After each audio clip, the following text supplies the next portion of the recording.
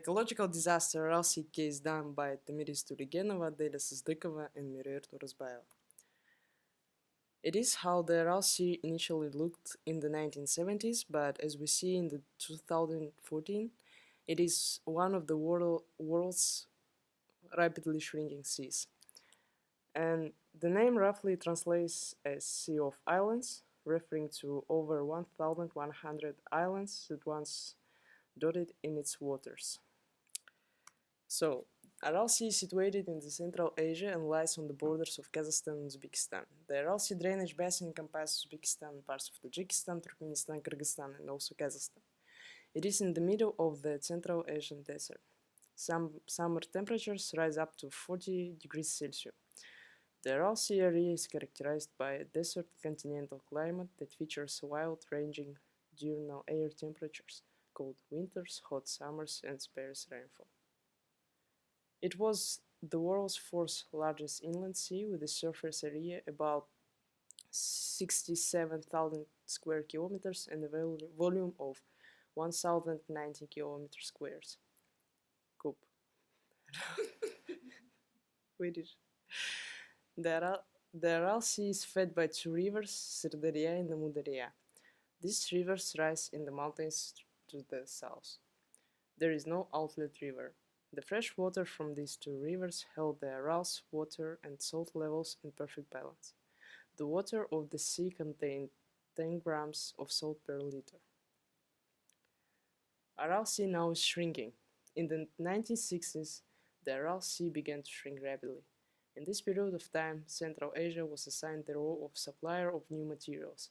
The Soviet Union diverted Amudarya and Sirdarya rivers for irrigation of one of the driest part of Asia to produce rice, melons, cereals, and cotton.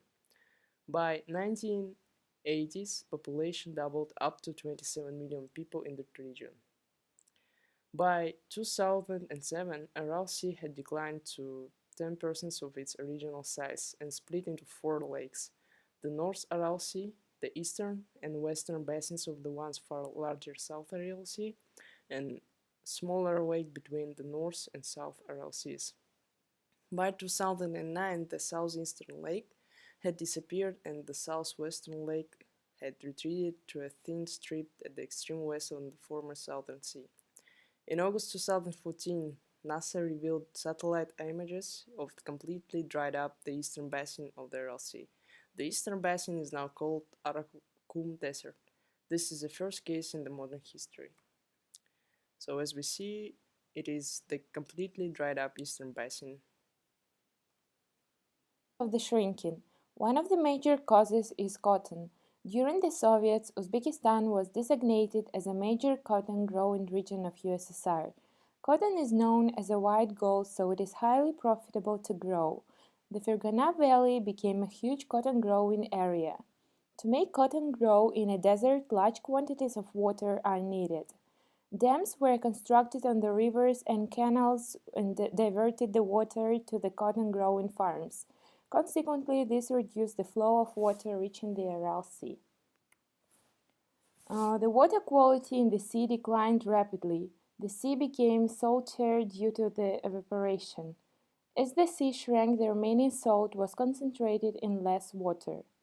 In the picture, you can see how the Aral Sea was shrinking. Most serious was pollution from a range of toxic chemicals. Large quantities of fertilizer, insecticides, herbicides, defoliants, etc. were applied to the cotton production. These chemicals were returned to the rivers with the remaining irrigation water and eventually ended up in the Aral Sea.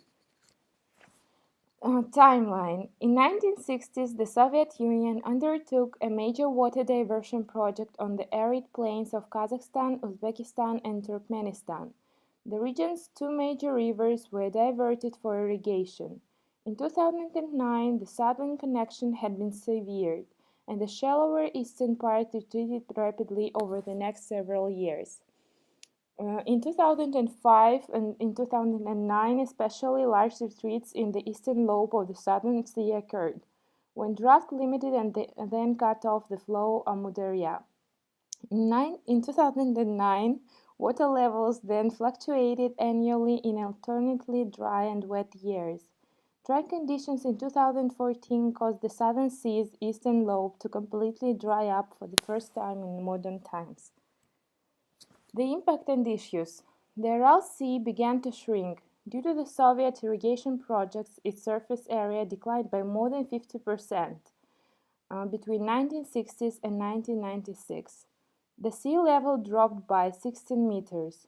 The wetlands of the river deltas dried out, drastically affecting the wildlife of the area. Large areas of the former Aral Sea were reduced to barren, lifeless salt plains. The mineral content of the lake went from 2 grams per liter to 40 grams per liter. Seawater is 35 grams per liter. This was poisonous to most species of fish and other wildlife. 60,000 people abandoned their livelihoods in fishing. Overall, the fish numbers and the birds which fed on them declined rapidly.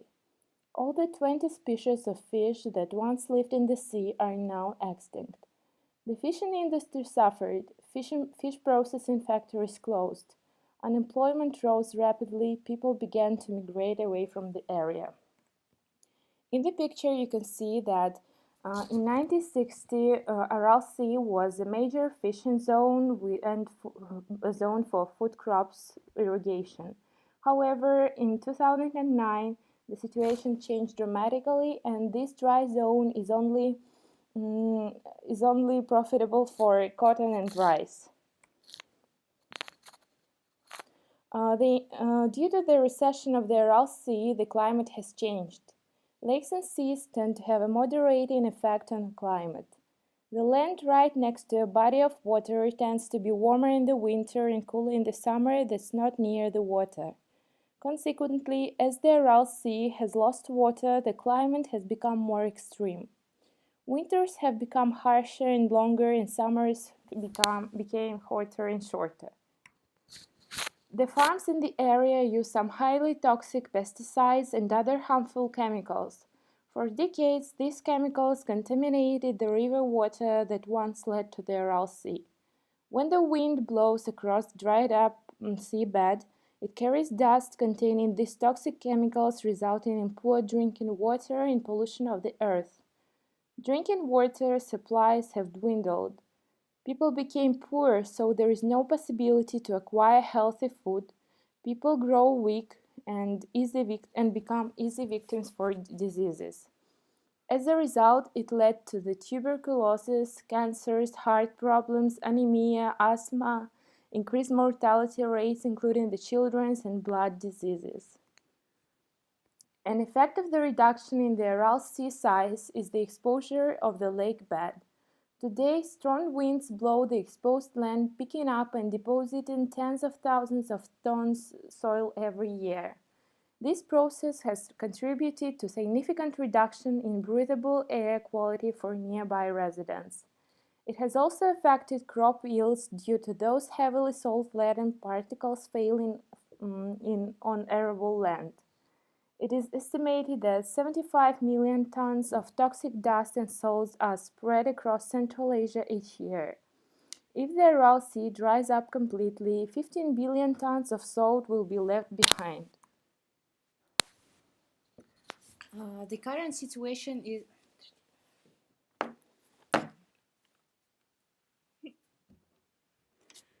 the current situation. Only 10% of its original size left. Water levels has dropped approximately to 23 meters. Water resources polluted and severely mismanaged.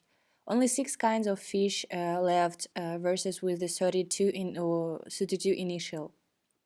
160 kinds of birds versus about 300 kinds initially. 32 kinds of mammals versus 70 kinds originally. More than 50 large lakes around the area have dried up. Mass deforestation along Amu Darya River. Over 130,000 people were affected. High inflation, unemployment, and poverty rates. No drinking water within the radius of 200 kilometers. High mortality rates, including infant mortality. High number of life-threatening diseases.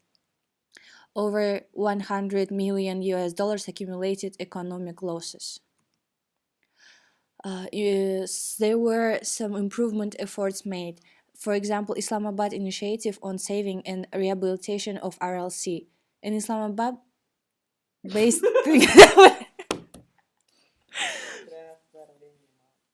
An Islamabad based think tank, Sustainable Development Policy Institute, had established a working group on saving of the Aral Sea, which will focus only on transboundary water management and the environmental, economic, and energy issues of Central Asia. Aral Sea Basin Program. In 1994, the five countries, Kazakhstan, Uzbekistan, Tajikistan, Kyrgyzstan, and Turkmenistan, adopted the Aral Sea Basin Program. The objectives of ASBP programs as follows: to stabilize the environment of the Aral Sea Basin, to rehabilitate the disaster area around the sea, to improve management of the international water of the Aral Sea Basin, to build the capacity of the institution at the regional and national level to advance programs' aims. Aral Sea Basin programs. Phase 1. The first phase of the plan effectively began with the first involvement from the World Bank in 1992 till 1997. Phase 2. Scheme was drawn by the World Bank, followed in 1998, and ran for the 5 years. The main shortcoming of the phase were due to its lack of integration with the local communities involved. Phase 3. In 1997, a new plan was conceived which would continue the previous restoration efforts of the Aral Sea.